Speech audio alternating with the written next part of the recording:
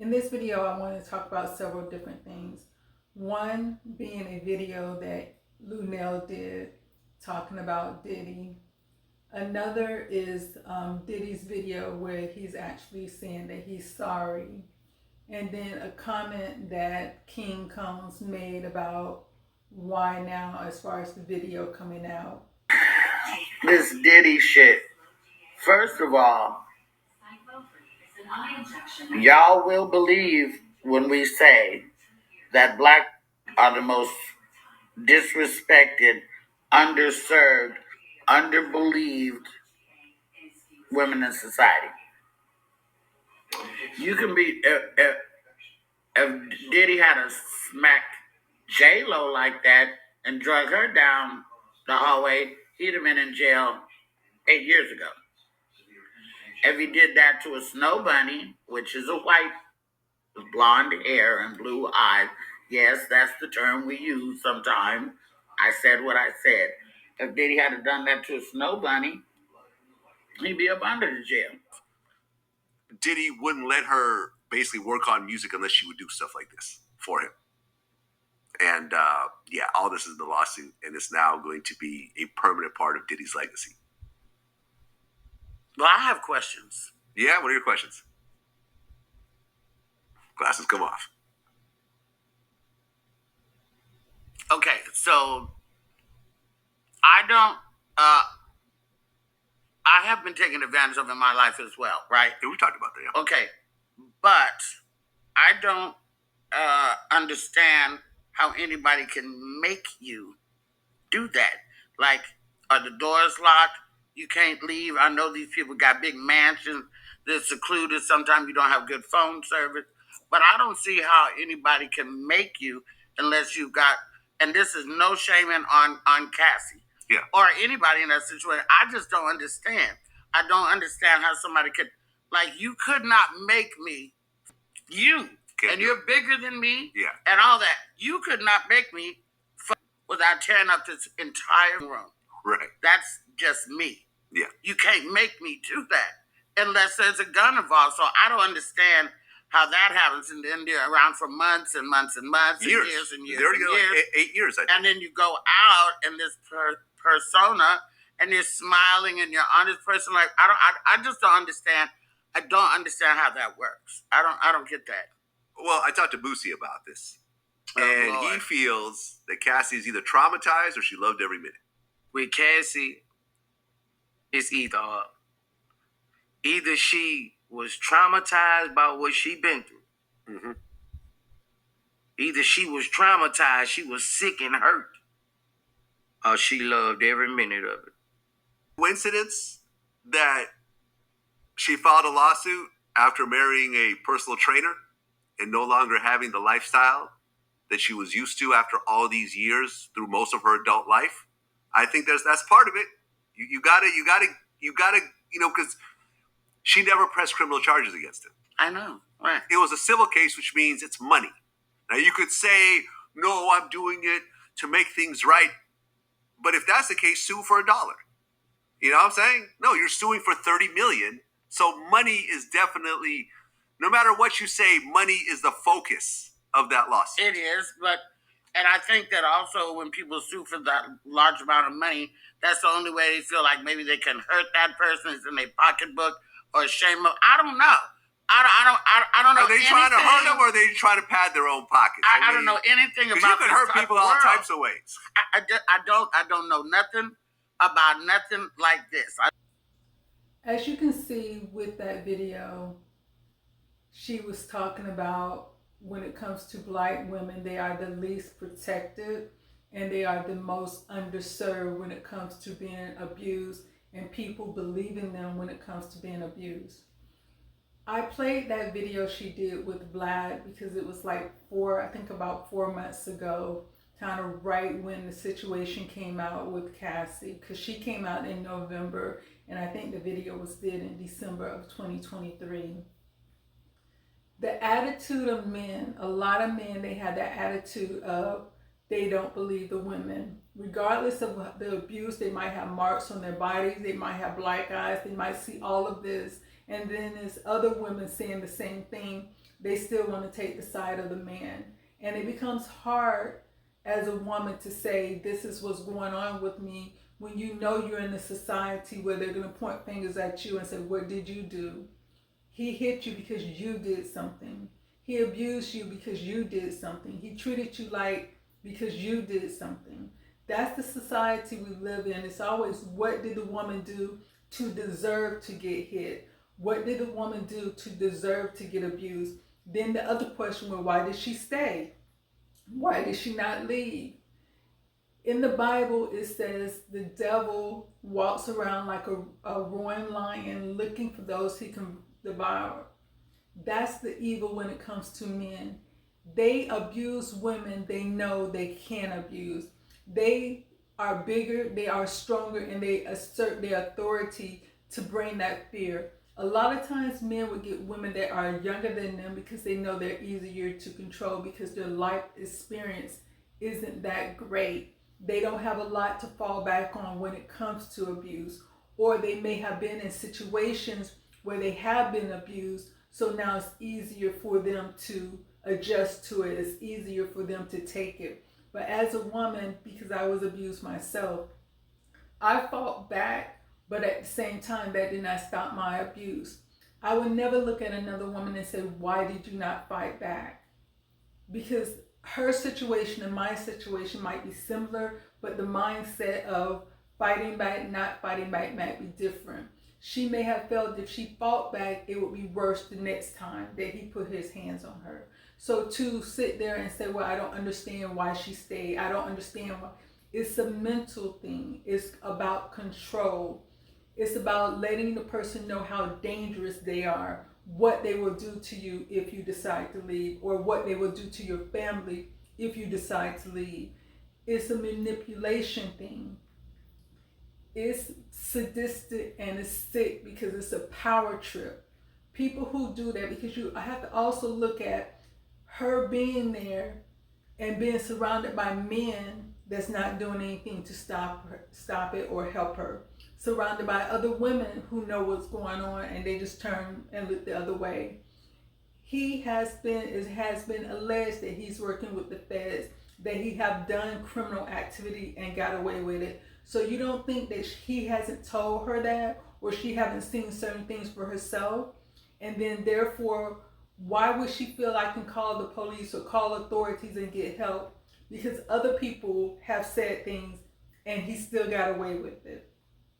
So therefore, you don't have any faith in anyone coming to help you, so you kind of just stay there and take it. So that's why a lot of times women, not just famous women with famous men, but the everyday woman don't say anything, because as soon as they say something, people don't believe them. Or they'll say, I don't understand. He's a good man. Every time I'm around him, everything is fine. He's so loving. He's so caring. But they don't know what's going on behind closed doors. They don't know how this woman is getting abused, physically, mentally, emotionally, how he might be cheating her, doing all this other stuff that's bringing down her emotion, bringing down her self-esteem, to the point that she feel like, what's the point? No one's going to believe me. No one's going to listen to me. With Cassie case, in her her civil suit, she wrote down how he blew up Kid Cudi's car. So he's doing all this violent stuff that's going to make her afraid of him and more afraid of him, to the point that she might not have enough strength on her own to move away. And then once she did leave him, what did they want to call? Oh, it's a money grab. It was all about money. They're not looking about how he destroyed her. He was supposed to be her producer, helping her make music. All those years that he was with her, he held her down, he held her back. He didn't allow her to grow or progress. So the money that she's getting from him is the money that she may have been getting if he would have allowed her to grow as a musical artist. So everything isn't about money. But a lot of times people, especially men, want to say, oh, it's just about the money. Oh, she just want my money. What about the abuse? Why they never say, why did he put his hands on her to give her a reason to want his money? Why did he abuse her to give her a reason to ask for the money?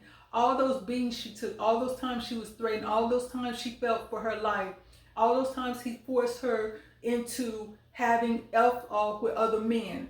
What about that? Why don't they ever say, why did he do these things her turn around to say, I want the money. These mental abuse, they never go away. I don't care how hard you suppress them, they will always come back. Even when you're not thinking about them, they will always pop back in your head. So that's why a lot of times women don't say anything. And then this other thing is when it comes to men, you have to look at, a lot of men treat their wives like dirt. A lot of men treat their girlfriends, the children of their mother, like crap. A lot of men treat their mothers, their other women in their life, like crap. So what's gonna make them defend their daughters? Some men treat their daughters like crap. Once again, what's gonna make a man go to another man and defend him about his daughter when he's treating the women in his life like crap? When he really don't care about the women in his life. So then when another man is abusing a woman, he can't say anything because all he's doing is looking at a reflection of himself. So that's the issue. It's not the woman, why the woman, why the man? Why that question is never asked. Why the man feel that it's okay to put his hands on another woman? Especially when they got daughters, especially when they got mothers. There's no man on this earth that doesn't have a mother. So why would he go around putting his hands on women time after time after time and not feel that it's his problem and not hers? It's so difficult to reflect on the darkest times in your life. Sometimes you got to do that. I was fucked up. I mean, I hit rock bottom, but I make no excuses. My behavior on that video is inexcusable. I take full responsibility for my actions in that video. I'm disgusted. I was disgusted then when I did it. I'm disgusted now. I went and I sought out professional help. I had to go into therapy and go into rehab. Had to ask God for his mercy and grace.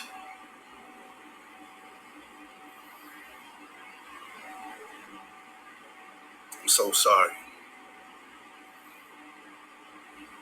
But I'm committed to be a better man each and every day.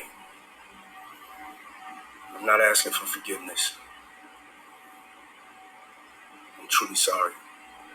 In that video, when he was stating about being sorry, it's a difference from being sorry and actually apologizing or actually asking for forgiveness. He's saying, I'm sorry. I can say I'm sorry about something that had absolutely nothing to do with me. I can see a person having a bad day and say, oh, I'm sorry that you're having a bad day.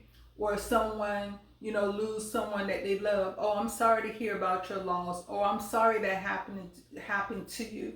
So sorry is a detachment, because you can look at someone else's emotion and say, I'm sorry, but it has nothing to do with you. And so that's why in this video, he's saying, I'm sorry. Not because he's feeling bad about what happened to Cassie. I feel, my opinion, that he's more sorry that the world got to see the real him, the him who he has been trying to hide for years.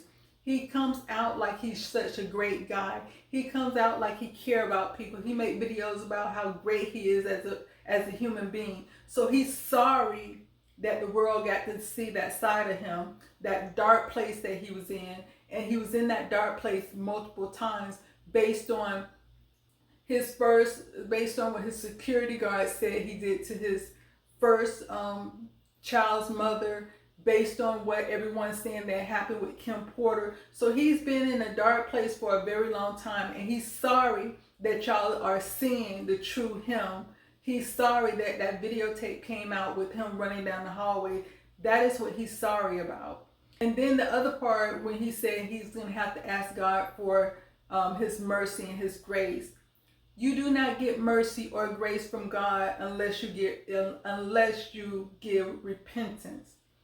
When you repent, you acknowledge, you ask for forgiveness, and you see in the tape he's saying he's not asking for forgiveness. So therefore, he's not remorseful for what he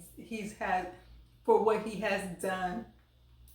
When you're asking for forgiveness from God, you're saying to him, I messed up. Then you're confessing to what you messed up. I messed up because I did this. I messed up because I did that. These are the things I committed sin, that was sin against you, and I'm sorry for doing that, and I apologize, and please forgive me. I want your forgiveness. He hasn't acknowledged a person in that video. Then he hasn't acknowledged the things that he did that was wrong. So there is no forgiveness for who is he asking for forgiveness from? There is no forgiveness. There is no one to say, okay, yes, I accept your apology and I forgive you, because he didn't address anyone, and then he did not ask for forgiveness. The only thing he said was, I'm sorry. That's it. He's not even asking for forgiveness from God. He just wants God's mercy and grace. But you can't have those without acknowledging the sin that you committed. You cannot have that unless you're turning away from your sin. 1 John 1, 8 through 10 NASB. If we say that we have no sin, we are deceiving ourselves, and the truth is not in us. If we confess our sins, he is faithful and righteous to forgive us our sins and to cleanse us from all unrighteousness. If we say that we have not sinned, we make him a liar, and his word is not in us. Christian King Combs wrote, referring to the video, this is from 2016. They already dealt with the situation. My question is, why now? This is my opinion. One, it wasn't dealt with, because if it was dealt with, Cassie would have never filed that lawsuit in November 2023. So therefore, she was still dealing with it. He, being narcissistic, Puffy may have felt that it was dealt with, but she did not. Two, the reason I felt that it came out now is because it was a rumor I heard that he paid a hotel staff $50,000 or something like that to get the tape, because you don't give that money out to anyone unless you're getting something in return. So I feel that the tape was given to him. Once he had that tape, he probably forgot that he had it 2016, 20, now it's 2024. He probably forgot he had that tape. But based on everything that has came out with Little Rod saying that he tapes everything, and also with Cassie saying not only do he tape it, he keep the recording. So I feel that he had that recording and he kept it. Most people, they don't keep incriminating evidence on themselves. They try to get rid of it just in case something goes down. They don't want to have anything to show that they committed a crime. But him being narcissistic, him being sadistic, and him being evil, I feel that he kept the tape. So when they came and raided his house, King Combs made a song called Pick a Side, and he's saying that the feds, they raided both homes, but they didn't get anything because everything was, they didn't know that they had another house. I feel that the feds dropped this to show, hey, we did get something. So sometimes you can't keep playing around, even because people say he worked for the feds. The feds will use you as long as they can The feds will use you as long as they can use you. Once they're finished using you, anything that you do criminal, they're not going to just wipe it off the books and act like it didn't happen. Especially if people are charging you with things, or especially if you're committing crimes that goes totally against the law. Because one of the things they're saying, alleging that he's doing is sex trafficking with minors. So the feds have all this information, have all these tapes. What they have to do is now sit down and go through all those tapes. They have to first make, it would be easy. It's easier because they say it was a lot of famous people, politicians, business people. So it's easy to identify those people. Oh, this is this such and such person. Oh, this is, so it's easy for them to identify them. So the next thing they're going to have to do is identify everybody else, the common people that was there. So if they're coming across women that look young, they have to identify who they are. where they're at, how old they was, when was the tape recorded, how old were they in that tape. They have to do all that. So they have to sit back, watch all that, put the names with the people, put the ages with the people and the dates and everything like that. That's tedious work, because some people they're not using their real name. Some people are using alias, so they have to go through all this, cross their T's, dot their I's to make sure they have all the information. So while you're rapping about what they missed, they're throwing a bone out there to show you, no, we have something. And I feel that's what they did, and that's why they released it. It isn't about why now, why not now. They have the evidence. It wasn't dealt with back in 2016 because it would have never came up in 2023. So that's why it is happening now. And so everybody who was ever at a Diddy party, now they have to sit back and think about, was that young boy I was talking to, was he a minor or was he an adult? Was he 18 or younger? That girl I was talking to, was she 18 or was she a minor? So it's a lot of people sitting back scared because they don't know what's on those tapes that Diddy was recording. They don't know what the Fed got, what type of evidence the Fed got. Now, King Kong put them on alert that it might be another house. So you don't think they're going to investigate that to see, hey, did we miss something? Is there another property we need to look into? So now they're going to have to go out and do that as well. So, and for him to keep those tapes, the way I see it, especially the tape with Cassie, it's just like a person who is a serial killer. They go out and they commit these crimes, but they always keep something that belongs to the victim. They always have a little trinket or something that belongs to the victim. So when they want to relive those crimes in their mind, they can go back and look at it. And I feel that's why he kept the tape, because just like she said, every time she deleted a video from her phone or think she deleted a video, he would come back with it. He would have it so he could sit and watch it, so he could show it to other people. And so, that's the mentality, and that's what people need to understand. It's not just the mentality of the person as far as why they stayed. It's also the mentality of the person of why they're doing this, why they committed a crime. Because like I said, you have people that are serial killers and they always keep something that belongs to the person that they killed, because it helps them remember and kind of like get a high from the crime they committed until they go out and do another one.